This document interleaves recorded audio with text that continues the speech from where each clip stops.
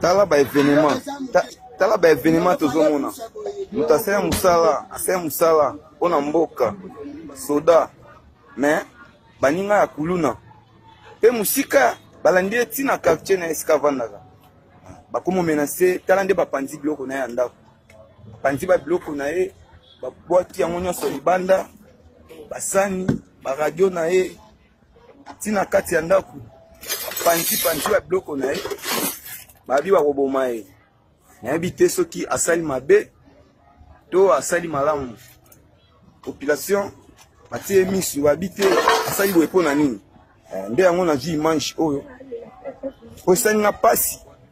awa siko aye mbangu awa epai na ye akolala wapi porte balongoli tala nde balongoli porte akolala libanda to boniboni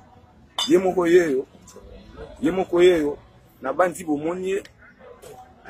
azoyeba te akosala nini na mosala malamu oyo asali nayebi te na okanini bakonzi bozomona bana ngai bango yeyo na ndongo nazongi na ye namona mpe libota na ngai na ndaku nakomi tala ndaku na ngai baye komenase nga do bato balandeli nga bayebi anketi bao bazalaka koto mwa bakuluna mosusu oyo bayaka na mombele bayaka na bakoto oyo kobatama aza akuti mokali na ye bayaki bapanzi babiloko yango libanda na bana do naza pene sécurité bakonzi soki bozomona ngo misiki bakonzi ya mboka bino mpe bosungaka bato mosusu mama Denise mama Olive bosungaka bato tala ya ngai na mwasi na bana oyo nasali ya mutu ya do bino bosungaka kaka ba oyo bomonaka makambo mosusu siko ngai bozobatela ngai te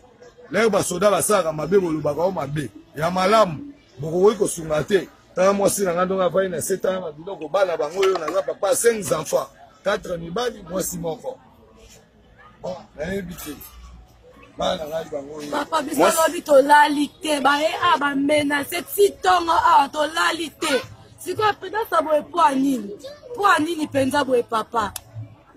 mwasi na ye yeyo kutu tala ndenge afandi ya mabele mwaye kaka te mama na mawa baolala wapi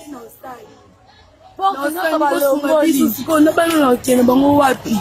leta pene telanga likambo o papa sunga biso so otiki nga boye okufa mama Denise oza mama ya biso sunga biso mama Olive bosunga ngai